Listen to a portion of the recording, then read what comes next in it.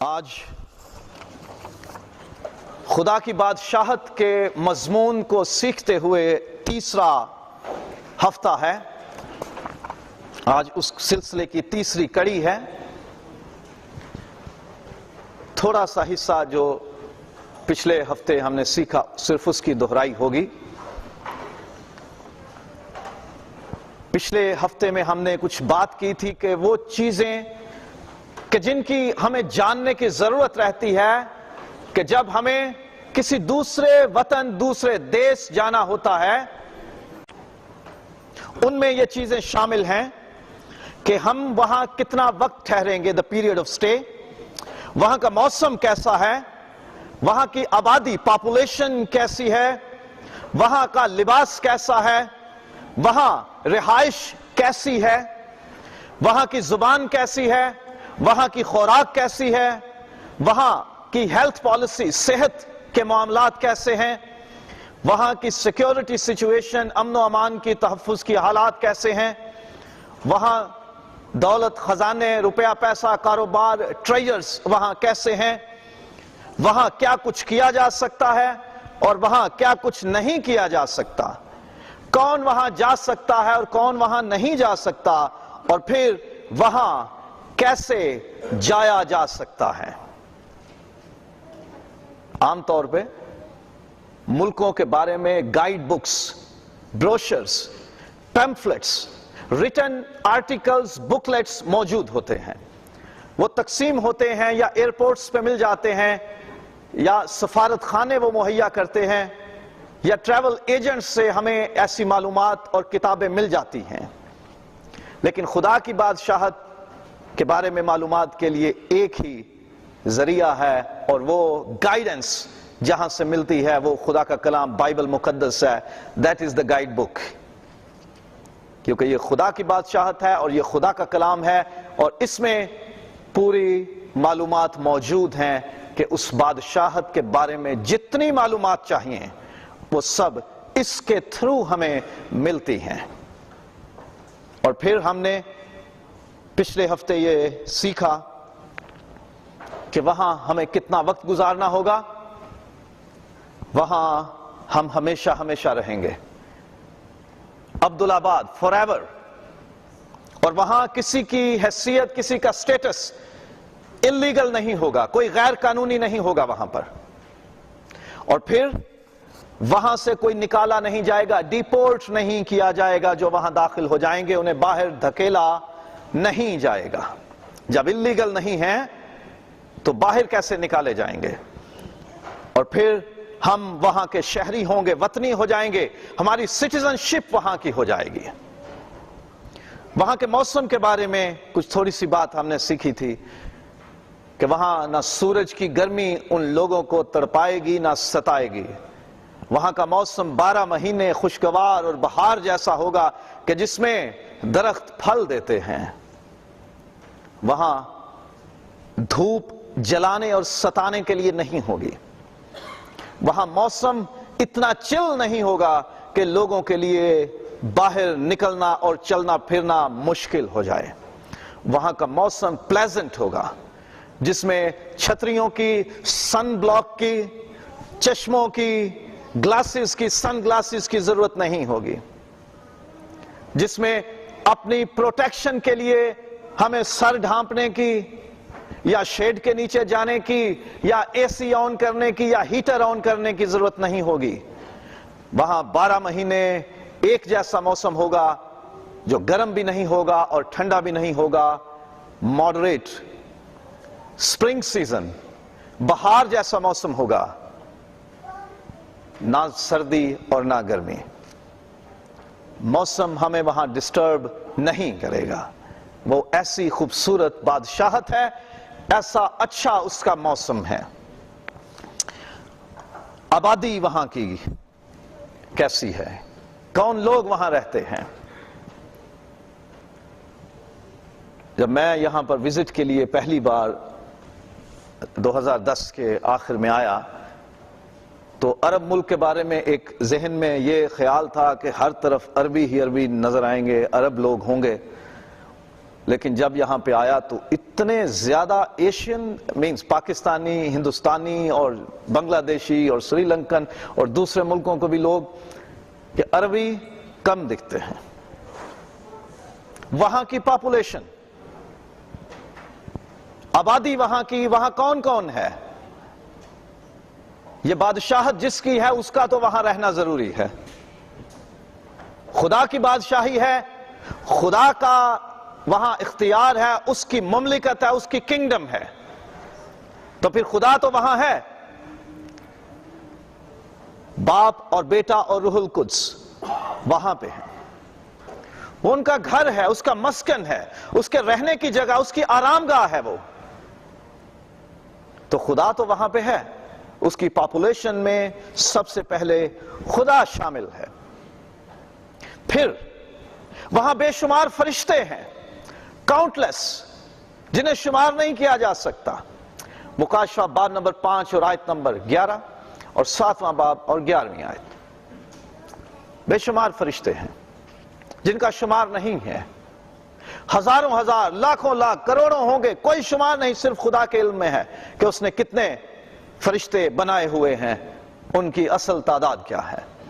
لیکن خدا کی بادشاہت میں خدا کے علاوہ اس کے فرشتے ہیں جو اس کا حکم بجا لاتے ہیں، جو اس کے خادم ہیں، جو اس کے نوکر ہیں، جو اس کے ایجنٹس ہیں، اس کا حکم پورا کرتے ہیں، جو وہ کہتا ہے وہ کر دیتے ہیں. خدا اور فرشتوں کے علاوہ وہاں پہ بے شمار لوگ ہیں، کاؤنٹلیس پیپل. ابھی تلاوت ہم نے مکاشفہ میں سے کی، 7واں باب 9ویں آیت. وہاں ایسی بڑی بھیڑ ہے جسے کوئی شمار نہیں کر سکتا. انسانی کاؤنٹنگ کے بس میں نہیں ہے، اسے شمار کرنا پاسبل نہیں ہے. اتنی زیادہ آبادی ہے وہاں پر. اس زمین پر کتنے لوگ ہیں؟ تقریباً 7 بلین، 7 ارب لوگ ہیں. 100 لاکھ کریں تو 1 کروڑ، 100 کروڑ کریں تو 1 ارب بنتا ہے، اور 100 ارب کریں تو 1 خرب بنتا ہے، ٹریلین. آدم سے لے کے آج تک کتنے انسان اس دنیا میں آئے، کسی کے پاس کوئی ریکارڈ نہیں ہے.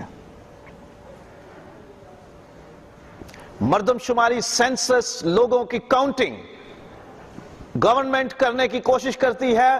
بحرین جیسے ملک میں پاسبل ہے کیونکہ یہاں آنے والا ہر ایک شخص بائیو میٹرک سسٹم سے اپنے فنگر پرنٹس، اپنی فوٹو، اپنے سگنیچر، پاسپورٹ کی انٹری CPR کی وجہ سے کاؤنٹڈ ہے. یہاں پیدا ہونے والا ہر ایک بچہ ہاسپٹل میں پیدا ہونے کے سبب سے کاؤنٹڈ ہے. لیکن دنیا کے ایسے ملک بھی ہیں، پاکستان جیسے، جہاں بچے پیدا ہوتے ہیں اور ماں باپ نے ان کی رجسٹریشن، ان کا اندراج نہیں کروایا ہوتا. سو حقیقی آبادی، ٹرو پاپولیشن فگرز ان ملکوں میں ملنے پاسبل نہیں ہیں. آدم سے لے کے خداوند یسوع مسیح کی دوسری آمد تک بیچ میں جتنا بھی ٹائم ہے، اتنے میں کتنے انسان پیدا ہوئے، ان کا ٹوٹل نمبر کیا ہے کسی کو معلوم نہیں، صرف خدا کو معلوم ہے. انسان اسے شمار نہیں کر سکتے.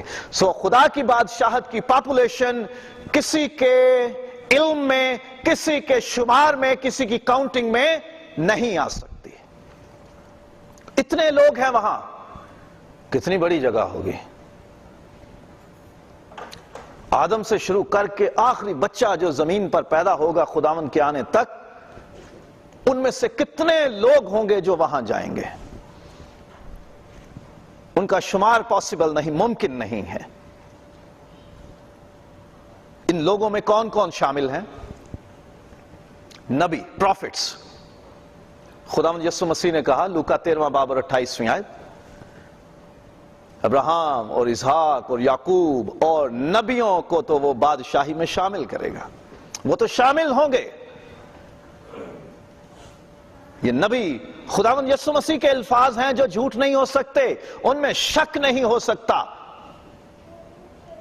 تو خداوند نے اپنی زبان سے کہا ابراہیم اور اسحاق اور یعقوب اور دوسرے نبی جو ہیں وہ بادشاہی میں شامل ہوں گے. تم انہیں دیکھو گے کہ وہ بادشاہی میں ہیں. خدا کے نبی خدا کی بادشاہی میں ہوں گے. نبی وہ ہیں کہ جن کو خدا نے چنا ہے. He has chosen some people. انسانوں کو اس نے چنا ہے تاکہ وہ خدا کا منہ بنے. خدا اپنے دل کی بات، اپنے پلانز، اپنے منصوبے ان کو بتاتا ہے اور ان کو حکم ہوتا ہے کہ وہ دوسروں کو بتا دیں. وہ نبی ہیں. مکاشفہ میں لکھا ہے کہ یسوع کی گواہی نبوت کی روح ہے. جتنے یسوع کے گواہ ہیں ان پہ کون سی روح ہے؟ نبوت کی روح ہے. تو جو یسوع کی گواہی دیتے ہیں ان کا درجہ نبی سے کم نہیں ہوتا. یہ بائبل کی تعلیم کے مطابق ہے. تو جتنے یسوع کی گواہی دینے والے ہیں وہ سب اس میں ہوں گے. اور کون ہیں اس میں؟ نبیوں کے بعد ہمارے ہاں ایک درجہ ہے رسول کا. رسول ہم کنہیں کہتے ہیں؟ خداوند یسوع مسیح کے کتنے شاگردوں کو؟ 12 شاگردوں کو جن کو اس نے چنا. لوکا کی انجیل باب نمبر 6 رسول ہیں. اس میں نام لکھے ہیں ان 12 کے کہ اس نے انہیں چنا اور رسول کا، اپوسل کا لقب دیا. اپوسل کا، رسول کا مطلب وہ ہے کہ جسے کوئی کام سونپ کر بھیجا جائے کہ تم یہ کام کراؤ. ہم گھروں میں کسی ملازم کو بھیجتے ہیں، میڈ کو بھیجتے ہیں یا اپنے بچے کو بھیجتے ہیں، جاؤ یہ کام نوٹ کر لو، یاد سے یہ والی ذمہ داری پوری کر کے آؤ. لفظی معنی ہے بھیجا ہوا. رسول جسے بھیجا گیا، the sent one، جس کو بھیجا گیا ہے. اور خداوند نے اپنے شاگردوں کو چنا، ان میں سے 12 کو چنا، انہیں رسول کہا. اور رسولوں کے بارے میں اس نے کہا کہ تم جو میرے پیچھے ہو لیے ہو اور تم نے بہت کچھ چھوڑا ہے میرے لیے، تم میری بادشاہی میں تختوں پر بیٹھ کر میرے ساتھ قوموں کا، قبیلوں کا، فرشتوں کا انصاف کرو گے. تو انصاف کوئی باہر سے فون پہ تو نہیں ہوگا. بادشاہی میں ہوں گے تو انصاف کریں گے، تختوں پر بیٹھیں گے وہ. تو اس لیے رسول جنہیں خداوند نے خود چنا اور مقرر کیا وہ بھی آسمان کی بادشاہی میں خدا، اس کے فرشتوں اور نبیوں کے ساتھ شامل ہوں گے. اور پھر مکاشفہ باب نمبر 7 میں لکھا ہے کہ وہ بڑی بھیڑ جو شمار نہیں ہو سکتی، ان کا تعلق کہاں سے ہے؟ صرف یہودی نہیں، عبرانی بولنے والے صرف نہیں، کیا صرف انگریزی بولنے والے نہیں، ہر ایک قوم، ہر ایک قبیلے، ہر ایک اہل زبان میں سے، from every nation, tribe and language، ہر قسم کے لوگ ہوں گے وہاں پہ. ملٹی کلچرل ہوگی وہ کنگڈم. ہر کلچر کے لوگ وہاں آئیں گے، ہر زبان بولنے والے لوگ وہاں پہ آئیں گے. وہاں ہر طرح کی قوم اور قبیلے کے لوگ ہوں گے، گورے، کالے، براؤن، گندمی، ہر طرح کے. افریقن بھی ہوں گے، ایشین بھی ہوں گے، اور یورپین بھی ہوں گے، آسٹریلین بھی ہوں گے، اور امریکنز بھی ہوں گے. ہر ایک قوم اور قبیلے اور امت اور اہل زبان کے لوگ، from every tribe, nation, cost and language, وہاں لوگ ہوں گے. لیکن تھوڑا غور کیجئے گا، اس میں ایک چیز نہیں لکھی ہوئی کہ ہر ایک عقیدے کے لوگ وہاں ہوں گے. یہ نہیں لکھا ہوا.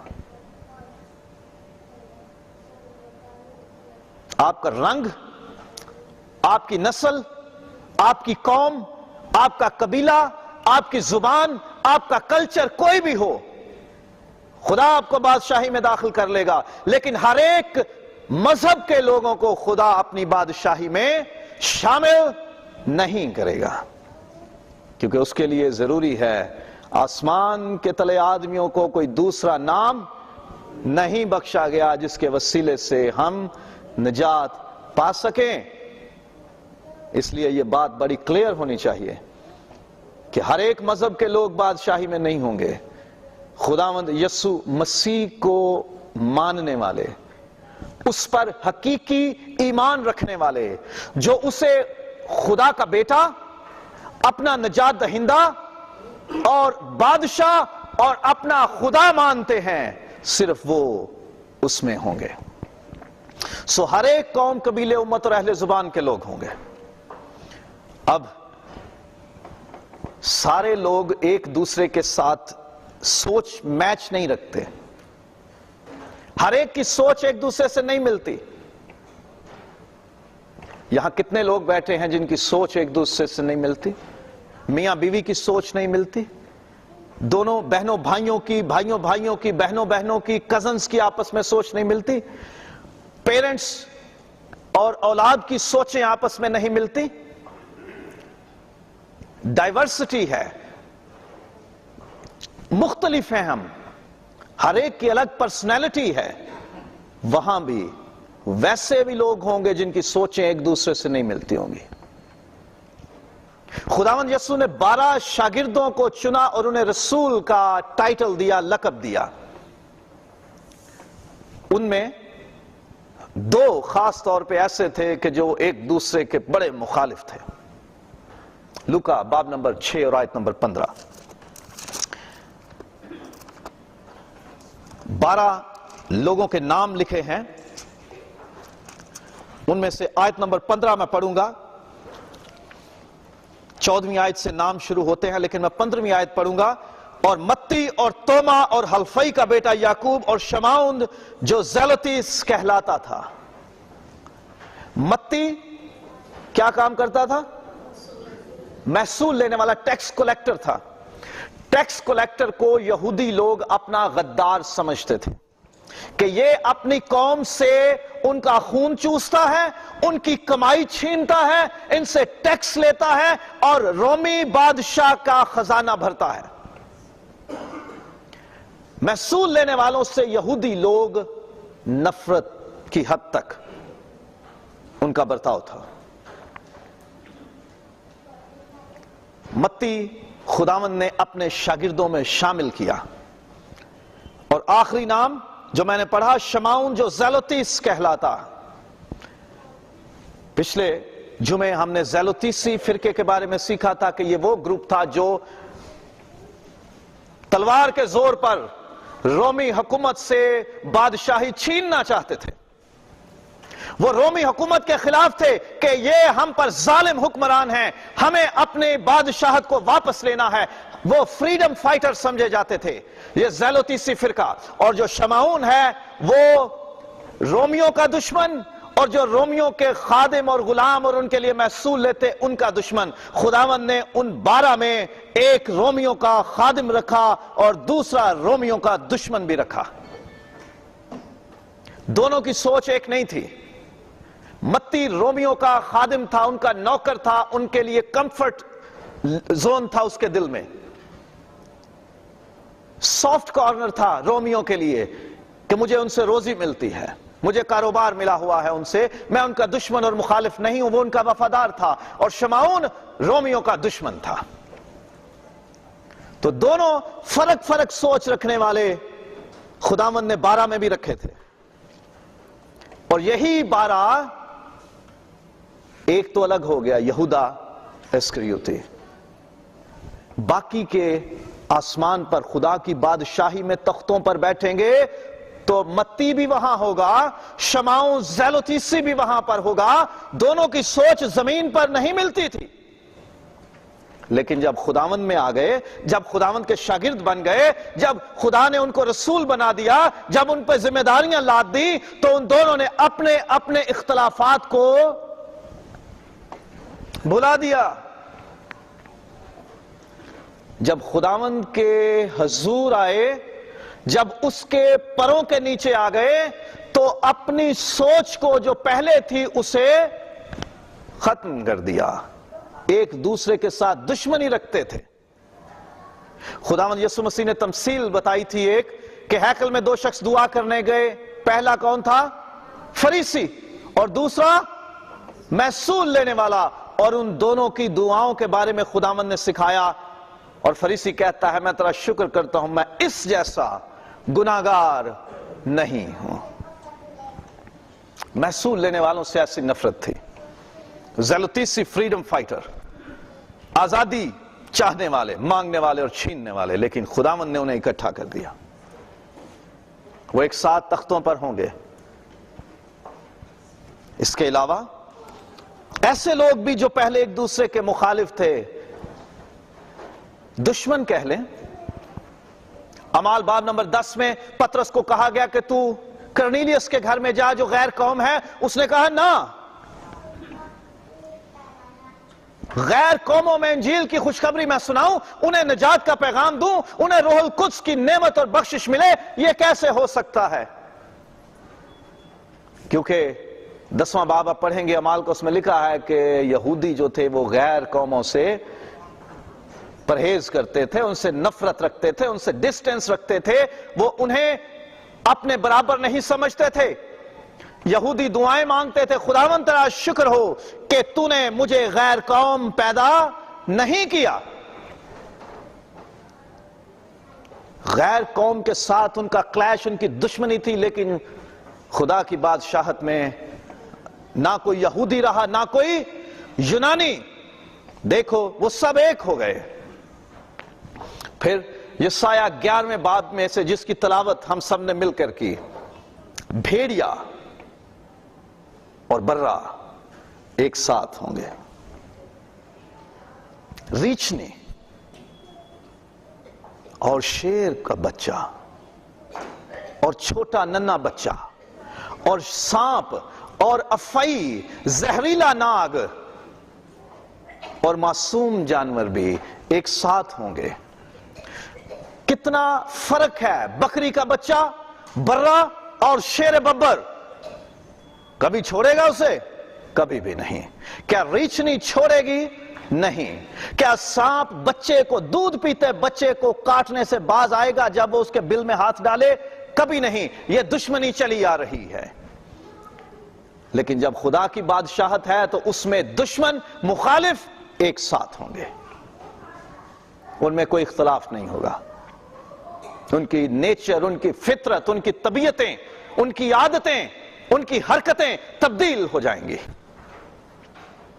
ایک مثال میں نے لکھی ہے اسٹیفنس اور پولوس کی۔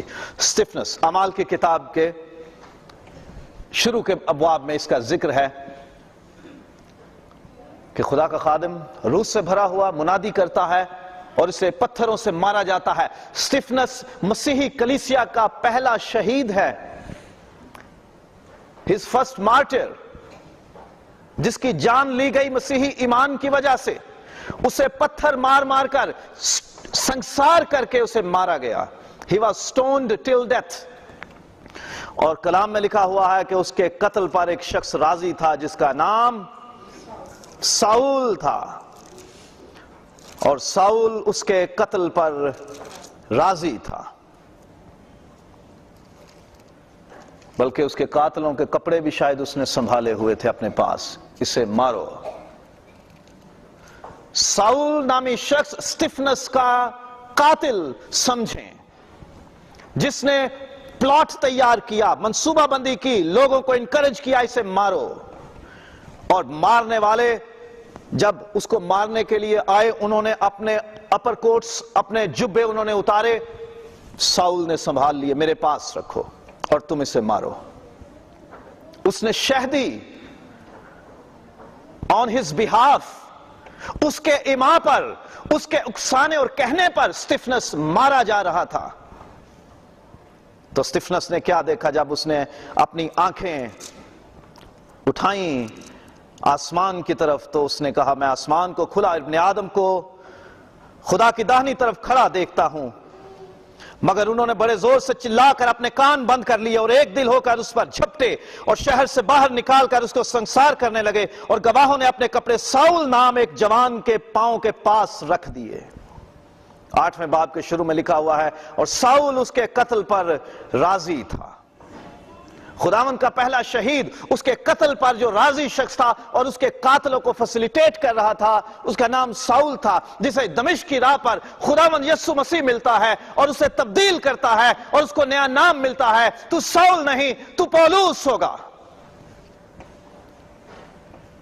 قتل ہونے والا اور قتل کروانے والا دونوں خدا کی بادشاہی میں شامل ہوں گے۔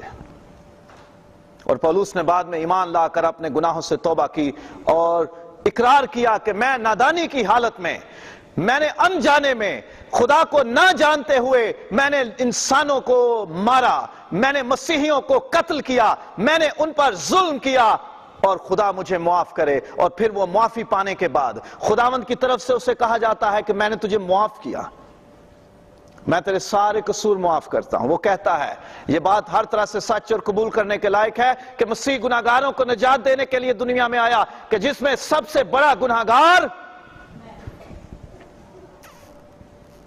وہ خود کو کہتا ہے کہ گناہگار میں ہوں، سب سے بڑا گناہگار میں ہوں۔ ہماری نظر میں گناہگار ہم نہیں ہوتے،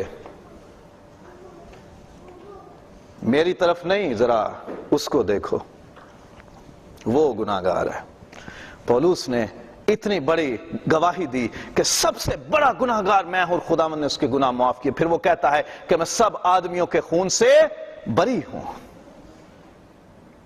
خدا نے اس کو بری کر دیا اور اپنی بادشاہت میں اس کو بلا لیا۔ پھر اس نے اپنی گردن پیش کی کہ مسیح کی خاطر میں مرنے کو تیار ہوں، اور وہ مارا گیا، اس کی گردن کاٹی گئی۔ دشمن، مختلف سوچ رکھنے والے وہاں ہوں گے۔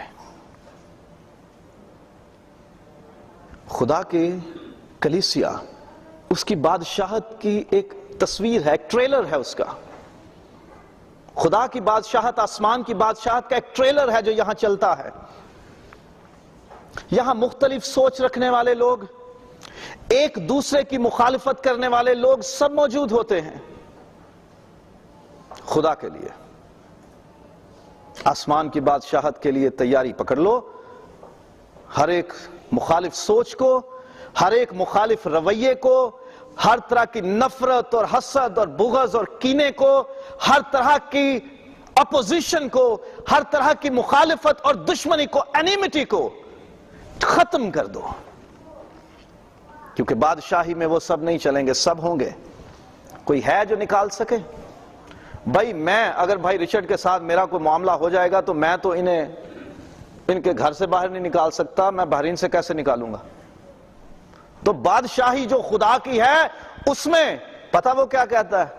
اس نے تمثیل سنائی خداوند یسوع نے کہ ایک باغ کا مالک تھا، وہ صبح نکلا، اس نے مزدور لیے، آؤ بھئی کیا لوگے؟ 1 دینار۔ دوپہر کو نکلا اور مزدور کھڑے تھے، کیا ہوا؟ کام نہیں ملا، تم بھی آ جاؤ، کتنا ملے گا؟ 1 دینار۔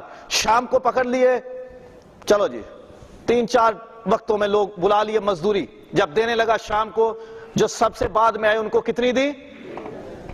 جو ذرا پہلے آئے ان کو، جو دوپہر میں آئے ان کو، جو صبح آئے ان کو بھی۔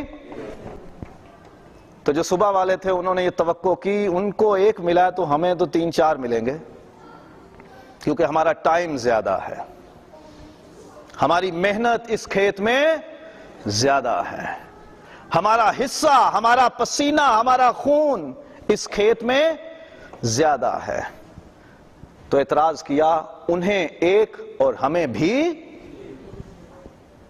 تو مالک نے کیا کہا؟ کیا میں اپنی دولت کا مالک نہیں؟ کیا مجھے اختیار نہیں کہ میں جیسے چاہوں اسے استعمال کروں؟ کیا اب تم مجھے بتاؤ گے کہ میں اپنی دولت کیسے استعمال کروں؟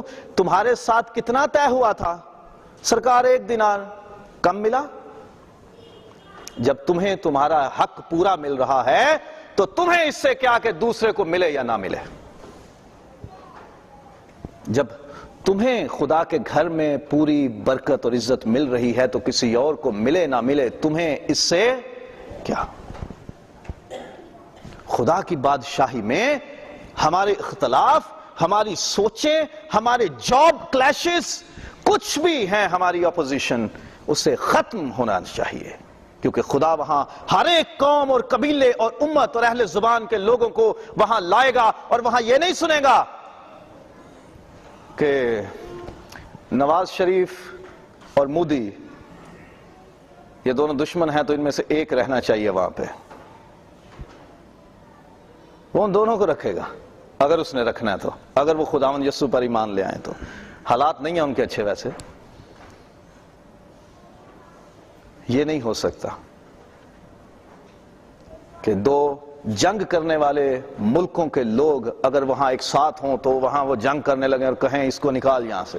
نہیں، وہاں ہونا ہی بہت بڑی بات ہے، اور وہاں سب اپنے اپنے اختلاف بھول جائیں گے، سب اپنی اپنے سٹانسز اور تھاٹس اور نظریے جو بنائے ہوئے ہیں ان کو ختم کر دیں گے۔ سو ہم زمین پر اس کی پریکٹس کریں، کم از کم خدا کے گھر میں ہوتے ہوئے اور اس سے جڑتے ہوئے، اس کے ساتھ رہتے ہوئے، ہم اپنی سوچ اختلافی بھی ہو سکتی ہے، دروازے کے باہر چھوڑ کے آئیں۔ ہمارا کسی سے نظریاتی سوچ کا، رویے کا، بات کا اختلاف ہو سکتا ہے، اسے چرچ کی حدود سے باہر چھوڑ کر آئیے۔ اگر ہم یہاں ایک جیسے ایک ساتھ مل کر نہیں رہ سکتے تو آسمان کی بادشاہت میں ہم کیسے رہ پائیں گے؟ پھر وہ سٹار پلس والی ساس کے جیسے سننا پڑے گا، کچھ سکھایا نہیں بس بھیج دیا۔ وہ ساس کہتی ہے نا بہو کو جس کو کوئی کام نہیں آتا، کچھ سکھایا نہیں تیری ماں نے تجھے، بس بھیج دیا۔ تو اگر یہ سارے اختلافی سوچیں اور رویے، ایٹیٹیوڈز لے کر آسمان پہ جائیں گے نا، تو پھر وہ وہاں وہ کہہ سکتا ہے، اردو کانگریگیشن والو تمہیں تمہاری ماں نے کچھ سکھایا نہیں، بس بھیج دیا۔ تو ادھر سکھانے والے کو شرمندگی کتنی ہوگی؟ میسن بھائی دیس راج، میسن کے بارے میں مجھے پتا ہے، میرے تجربے میں ہے کہ جب ان کے ہاتھ سے اوزار گرتا ہے نا کام کرتے ہوئے، تو ساتھ کام کرنے والے لوگ اس کو ایک سوال کرتے ہیں، ایک اس سے کچھ کلیم کرتے ہیں، مانگتے ہیں کچھ، اپنے استاد کا نام بتا دے نہیں تو پارٹی دے دے۔ اور میسن، مستری، راج مستری، گھر بنانے والا، اینٹیں لگانے والے، کام کرتے ہوئے ہاتھ سے اوزار گرے، ساتھی، مزدور، مستری، جو بھی ورکر ہیں وہ کہتے ہیں اپنے استاد کا نام بتا دے نہیں تو پارٹی دے دے۔ تو وہ بندہ غریب ہو امیر ہو، اس کے اہلیت ہو، کیپیسٹی ہو یا نہ ہو، وہ اپنے استاد کا نام نہیں بتائے گا، وہ کہے گا ٹھیک ہے میں پارٹی دینے کو تیار ہوں۔ وہ میٹھا آ جائے گا، جلیبیاں آ جائیں گی، کچھ فروٹ آ جائے گا یا کچھ بھی، چائے آ جائے گی، بسکٹ آ جائیں گے۔ تو آسمان پر جب خدا کہے گا سکھانے والے کا نام بتا دو نہیں تو باہر چلے جاؤ، تو کیا کرو گے؟ باہر چلے جاؤ گے؟ کیا کرو گے؟ جوتیاں پڑنے کے ڈر سے چور مان جاتا ہے میرا باپ بھی میرے ساتھ تھا، تو وہاں تو سب نے کہنا ہمارے سکھانے والا تھا، اس کی غلطیاں پکڑ لو اسے۔ میں آج سکھا رہا ہوں، آسمان پر اختلاف، اپوزیشن، ادر تھاٹس، کلیشز، جھگڑے نہیں لے جا سکتے آپ۔ تیاری یہاں کر لو، یہیں ختم کر دو۔ آپ کو خدا کے گھر سے برکت مل رہی ہے تو کسی دوسرے کے بارے میں یہ نہ سوچو اسے کیوں مل رہی ہے۔ آپ کو آپ کا حصہ مل رہا ہے، اسے اس کا۔ دینے والا خدا ہے، اس پہ کوئی اعتراض نہیں کر سکتا۔ سو خدا کی بادشاہت میں ہر طرح کے لوگ ہوں گے، انہیں رہنے دو جو بھی ہیں۔ ہم میں سے کوئی کلیم نہیں کر سکتا خداوند وہ میرا بڑا، اس کا نہیں، اس کو نہیں شامل کرنا پلیز، اس کو نہیں۔ وہ کہے گا تجھے اس سے کیا، وہ میری مرضی ہے، وہ خدا کی مرضی ہے۔ اب ہمیں پبلک کا بھی پتہ چل گیا وہاں کون کون ہوں گے، اب ان کا لباس کیا ہوگا۔ خدا کی بادشاہی میں پہنا جانے والا لباس، the dress in the kingdom of God۔ ہر ہفتے یہ پرابلم ہوتی ہے، چرچ جانا ہے، کیا پہنے؟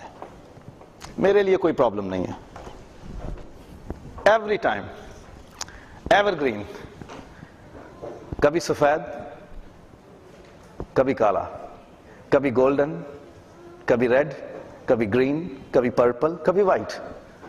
ہے ایشوز؟ کوئی ایشو نہیں ہے۔ آسمان کی بادشاہت میں سب کے لیے ڈریس ایشو نہیں ہوگا، ایک جیسا ہوگا سب کا۔ ہمیں پتہ ہے کیوں پرابلم ہوتی ہے، اس کا اچھا تھا پچھلی بار، اب کے بعد مجھے اچھا پہننا چاہیے، ذرا پتہ لگے، سٹیٹس ہے اس کو. کیا یہ سوچے ہر بار کاٹن اور لونی پہن کے آتی ہے؟ کیا ہر بار ایک ہی طرح کا ڈریس کوڈ آتا ہے؟ نہیں. آسمان کی بادشاہی میں سب کا ایک جیسا ہوگا. کوئی کسی کو یہ نہیں کہہ سکے گا کیسے، کہاں سے لیا، کتنے میں لیا. وہاں سے نہ لیا کرو، وہ تو ہیں ہی بڑے خراب، کھولنے بھی نہیں دیتے. گھر آ کے پتہ چلتا ہے 3-4 جگہ سے خراب تھا. کوئی پرابلم نہیں ہوگی. سب کے سب ایک جیسا لباس پہنیں گے، یونیفارمٹی ہوگی. اسکول میں جیسے بچے ہوتے ہیں نا، یونیفارم پہنا ہوتا ہے، جو الگ سے ہو اس کو الگ کر دیا جاتا ہے. سب کے لیے ایک جیسا لباس ہے، اور یہ لباس وہاں پر لازم ہے. جیسے یونیفارم ہوتا ہے، وہاں رہنے کے لیے یہ لباس لازم ہے. خداوند یسوع نے تمثیل سکھائی تھی کہ بادشاہت میں، ضیافت میں لوگوں کو بلایا گیا کہ آؤ شامل ہو جاؤ، لیکن جس کا لباس اس ضیافت کے لائق نہ تھا اسے باہر نکال دیا گیا کہ تو ریڈی نہیں ہے، تو یہاں موجود نہیں ہو سکتا، ڈریس کوڈ تیرا ٹھیک نہیں ہے. خدا نے سب کو وہاں ایک جیسا لباس عطا کرنا ہے، اور وہ سب کے لیے لازم ہے. کوئی یہ نہیں کر سکتا کہ میں تو اپنی مرضی کا پہن کے جاؤں گا. نہیں، وہاں سب کا ایک جیسا لباس ہے، اور سب کے لیے لازم ہے وہ پہننا. اس لباس کے علاوہ کوئی اور وہاں پہنا نہیں جا سکتا. اٹس مسٹ، کمپلسری، جیسے یونیفارم ہے. جو ایسٹروناٹس ہوتے ہیں، وہ جو خلا میں جاتے ہیں، اسپیس میں، ان کا لباس بڑا عجیب سا ہوتا ہے. وہ جو سمندر کی تہہ میں غوطہ خور ہوتے ہیں، ڈائیورز، سی ڈائیورز، ان کا لباس مخصوص اور قسم کا ہوتا ہے. جنگ پر جانے والے سپاہی کا، فوجی کا لباس اور ہوتا ہے. سڑک پہ ڈیوٹی دینے والے سپاہی کا لباس اور ہوتا ہے.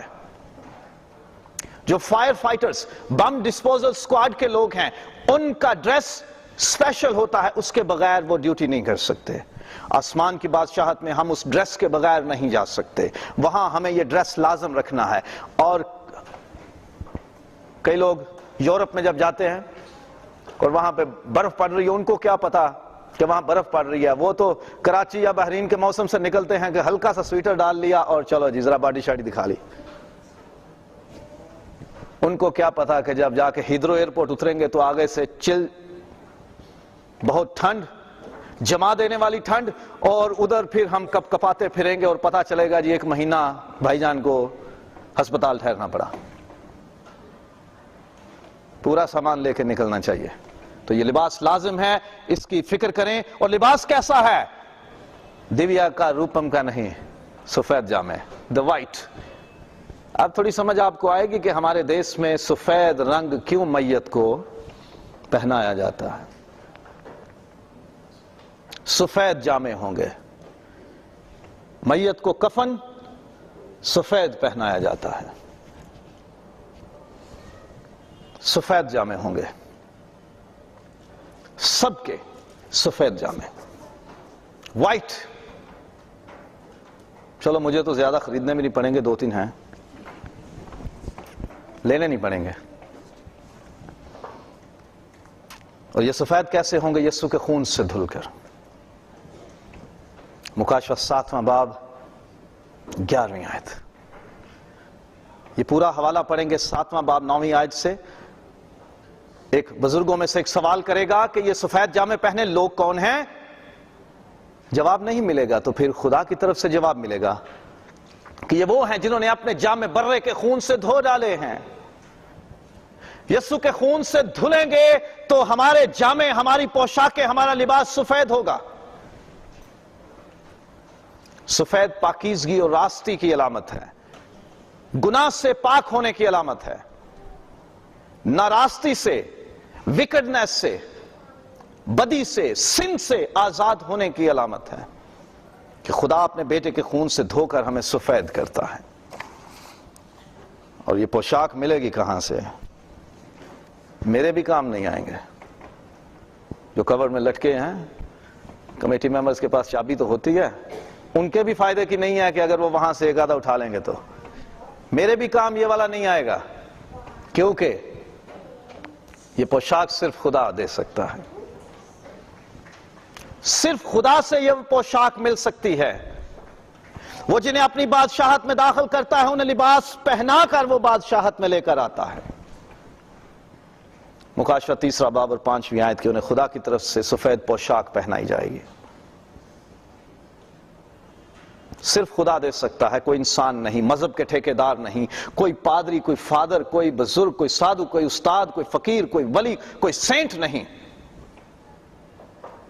اگر کوئی کلیم کرتا ہے کہ میں آپ کو آسمان کی بادشاہت کی گارنٹی ٹکٹ دیتا ہوں اور یہ اس کی پوشاک اور لباس ہے، یہ چیزیں ہیں، یہ قطعی طور پہ ناممکن بات ہے۔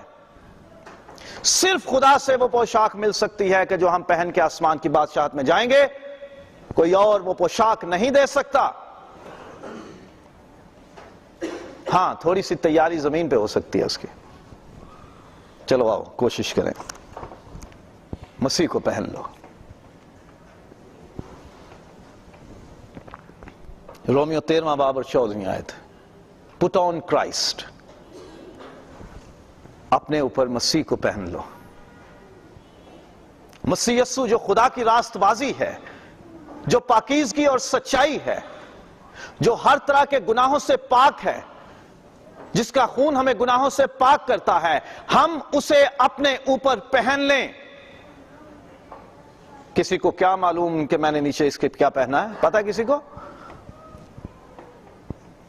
اینی گیس کس کلر کی شرٹ ہے؟ چلیں ایسے ہی ریپڈ گیس، کس کلر کی شرٹ پہنی میں نے گاؤن کے نیچے؟ Okay, any one? آئیے آئیے، ٹھیک ہے، بعد میں بتائیے گا لوگوں کو۔ گیس صحیح تھا؟ نو وے۔ اگر میں گناہگار ہوں، بدکار ہوں، ناراست ہوں، زناکار ہوں، شرابی ہوں، جواری ہوں، خدا کے لوگوں کو ستانے والا ہوں، خدا کا دشمن ہوں، اگر میں نے مسیح کو پہن لیا تو میرے سارے عیب، میری ساری گندگی اور ناراستی یسوع میں چھپ جاتی ہے۔ زمین پر ہی یسوع کو پہن لو تو ہماری ساری ناپاکی، ناراستی، گندگی، گناہ، بدیاں، ساری ہر طرح کی بلیکنس چھپ جاتی ہے۔ جیسے میں نے اپنی پوشاک کو، جو کچھ بھی میں نے نیچے پہن رکھا ہے، اسے اس سفید گاؤن میں چھپا رکھا ہے، کسی کو معلوم نہیں۔ کتنے لوگ ہیں ایسے ہی جسٹ فار دا فن، برا نہ محسوس کیجئے، جن کی ویسٹ میں ہول ہے، ہوتا ہے نا؟ کیا کسی کو دکھ رہا ہے؟ آپ کو صرف ایک دوسرے کی شرٹس نظر آئیں گے،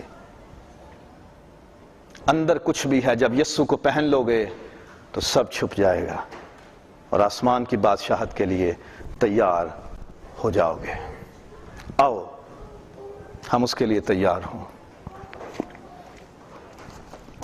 اس نے ہمیں اپنے بیٹے کے خون سے دھونے کا وعدہ کیا ہے کہ یسوع کے خون سے دھل کر تمہارے جامے سفید ہوں گے۔